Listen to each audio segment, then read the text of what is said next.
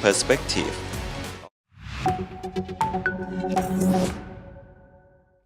Hello and welcome. I'm Kriti Mehta and you're watching The World Report on NewsX World. Let's start with a check of the top headlines this hour. Trump says the US might launch a second military strike on Venezuela if the government doesn't cooperate. Venezuela's interim president Delcy Rodriguez creates a commission to seek the release of President Nicolas Maduro and his wife Celia Flores. A total of 32 Cuban nationals were killed during the US attack on Caracas that culminated in the capture of Venezuela's President Nicolas Maduro. China-Pakistan call for more visible and verifiable actions to dismantle and eliminate all terrorist organizations entrenched in Afghanistan. Chinese cyber attacks on Taiwan's key infrastructure from hospitals to banks rose 6% in 2025 from the previous year to an average of 2.63 million attacks a day, adding some were synchronized with military drills in hybrid threats to paralyze the island. Ukraine military says one person killed so far in Russia's attack on Kyiv, says attacks still ongoing. Asian stocks opened higher as investors assessed the impact of the US ouster of Venezuelan leader Nicolas Maduro. Oil prices edged higher in early Asian trading, while precious metals surged as markets reacted in mixed ways. Alright viewers, let's start with the top focus. We're talking about the ouster of Nicolas Maduro by US forces. Now the United States is warning of possible new military action in Venezuela. President Donald Trump says a second strike is on the table if remaining Maduro officials do not cooperate. Nicolas Maduro is now in a New York detention center ahead of a Monday court appearance on drug and narcotism charges. Washington says the operation was a law enforcement mission. Caracas calls it an illegal kidnapping.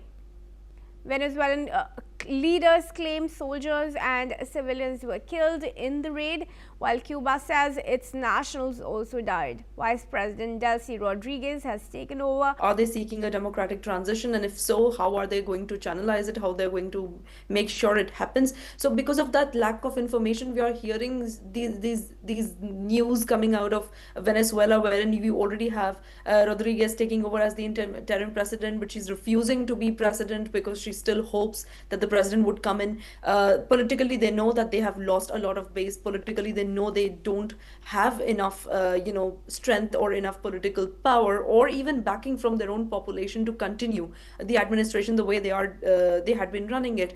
And lastly, it is now creating a big question mark for Venezuela because in the face of lack of leadership or multiple duplicate claims of, by Trump administration on one hand of trying to run Venezuela, or on the other hand, the suspicion that probably they might just want to have somebody else take over the administration, somebody who is pro-democracy or somebody who's willing to listen to them. And on the other hand, you have, a clout over the nexus of military in Venezuela, as well as their interim president waiting for Maduro, as she says, but most probably making sure that at least the country appears to have its institutions intact and country appears to be running, because that was their message to their population, that they would want people to go back to normalcy. But again, it's a big question mark. What exactly do they mean by normalcy, and how far away is a second or this much awaited strike that President Trump was talking about when he said there might be another strike if he's not listened to, or if what US wants is not achieved. So all of these things create more than stability. They are creating an intense amount of instability, not just for Venezuela, but also for its neighbors in the wider Latin America. But are you really seeing that second strike taking place?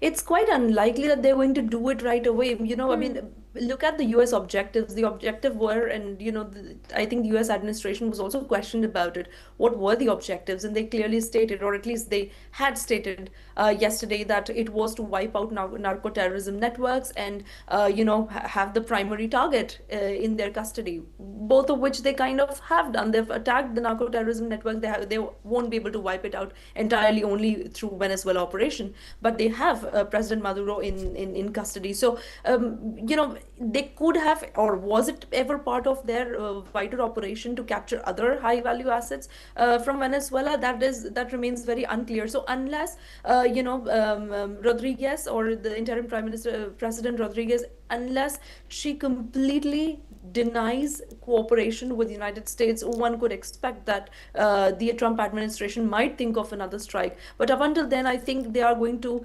at least for the time being, they're going to prioritize diplomatically, or coerce Venezuela into submission, or into making sure that the Trump administration and the US gets what it wants, whether it's with regard to safe and judicious transition of power, whether it's regards to them accepting the leader that the US acknowledges, or it's about the US oil companies entering Venezuela, which again, it has to be a long-term plan. At this moment, nothing seems to be quite clear.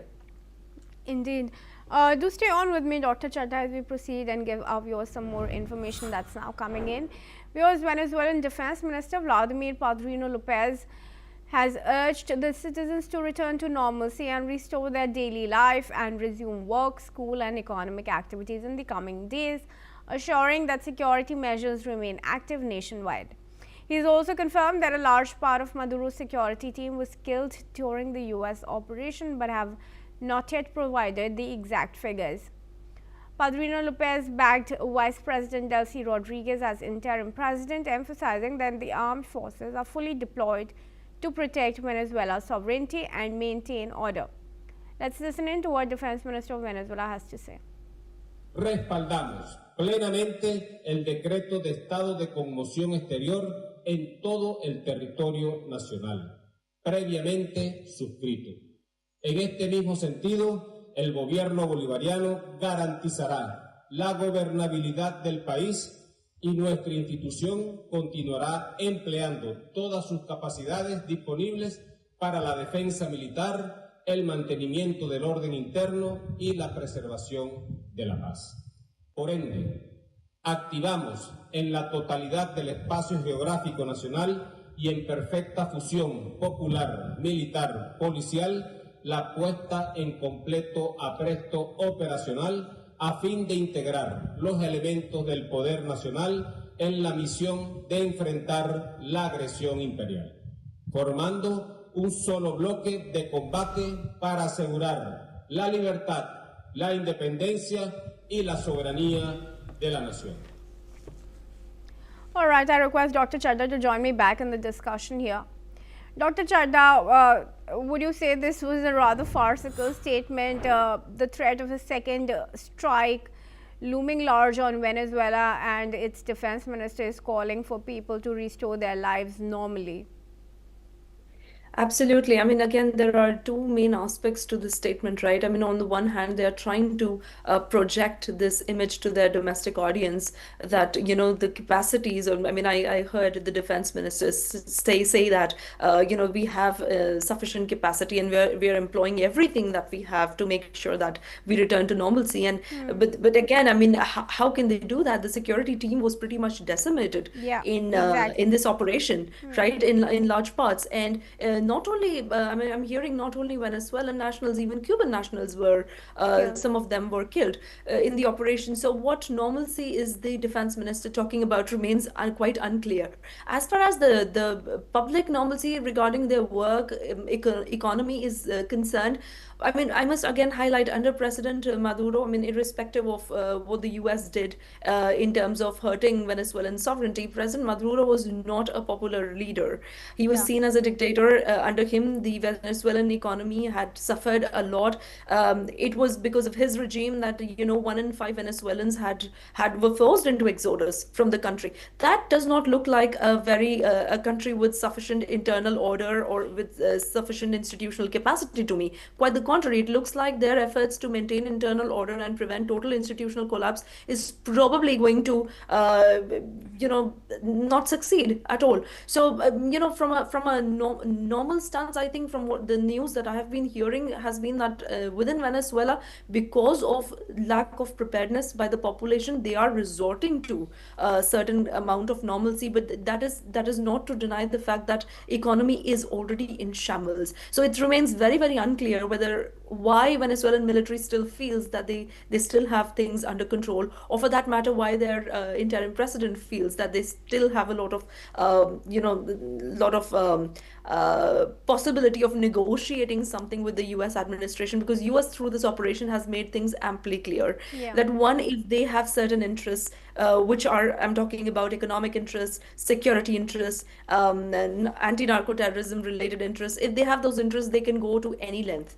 And even if it requires a sudden regime change, their military will be present. Their capacities are well in place to make sure that not only an immediate economic paralysis is caused, not only an immediate infrastructure damage is caused, but also the fact that country remains pretty much paralyzed for a longer time unless they submit to what the United States wants. So this statement by the defense minister seems very, very out of place, and I don't think it's going to be seen or heard as very, very credible one either. All right, thanks then Dr. Chaja for joining me in this discussion and weighing in your opinion. And with that, we're going to proceed now, viewers. Let's tell you that Donald Trump has also said that a significant number of Cuban security personnel were killed during the US operation to seize Venezuelan leader Nicolas Maduro. Speaking to reporters, Trump said a lot of Cubans were killed yesterday. Meanwhile, Cuba confirmed that 32 of its citizens died during the US raid aimed at extracting Maduro, declaring 2 days of mourning to honor the fallen. The Cuban government stated that the deceased were members of its revolutionary armed forces carrying out missiles and missions in support of Venezuela. The raid resulted in Maduro's capture and he was extracted to face charges in the US. Havana confirmed the attack, calling it a criminal assault. In a related comment, Trump stated that Cuba is ready to fall, suggesting the country would struggle to survive without the support of Venezuela's heavily subsidized oil. Let's hear that statement. A lot of Cubans were killed yesterday, you know that. A lot of Cubans were. You know how many? The bodyguard. Cuba is ready to fall, you know. Yes. Cuba. All right, joining me now in this discussion is Dr. Satoru Nagao. He's fellow at the Hudson Institute and joins us from Tokyo. Thank you very much, Dr. Nagao, for joining me in this discussion. Dr. Nagao, now, if you would recall, Cuba was one of the first nation states to issue a statement to condemn Trump's strikes on Venezuela, and now he's saying it aloud. Cuba is ready to fall. This is also after 32 of its nationals were killed in the U.S. strikes, who were members of the forces. How real now is the threat to Cuba from U.S.? Indeed, both Venezuela and Cuba are isolated countries.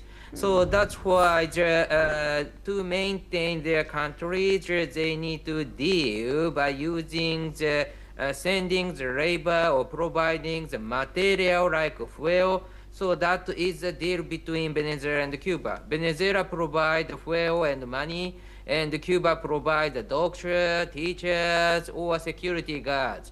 But in this case, the interesting thing is Mr. Maduro using the Cuban security guard for his protection. If the president of the Venezuela can trust the Venezuelan people, in this case, the security guard should be the Venezuelan people. So that's why if he used the Cuban security guard, which is a foreigner, he did not trust any people in the Venezuela. So that's why Mr. Maduro's authority is facing the very difficulty in Venezuela that security guard, nationality of security guard indicates very clearly. Well, indeed, Dr. Nagao, as far as the threat of a second strike by Donald Trump is concerned, what's your opinion there? Is that imminent now?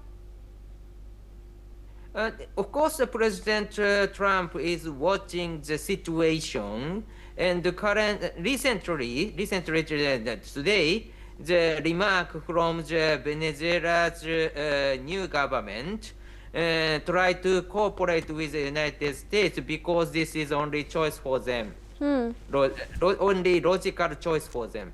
So that's why currently the two governments are negotiating, and in this case, U.S. has a strong diplomatic card, and the Venezuela new government does not have any diplomatic card to deal with the United States, because the economy is too weak, and their military power is also too weak, and their leadership has already gone.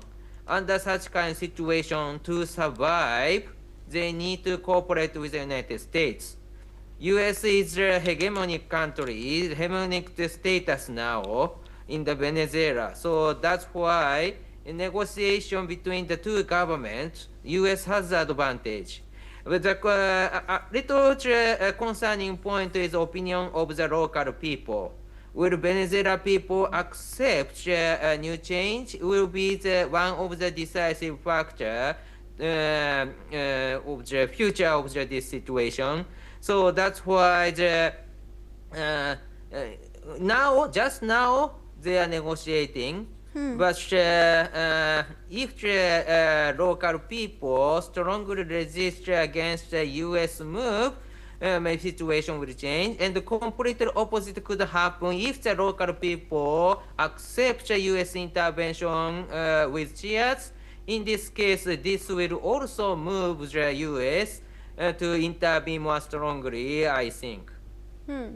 All right, sure. Do stay on with me, Dr. Nagao. Now, as we proceed ahead, let's also give our viewers some news from Ukraine that has now said that Russia's overnight strikes on Kyiv province has killed 2 people, including officials.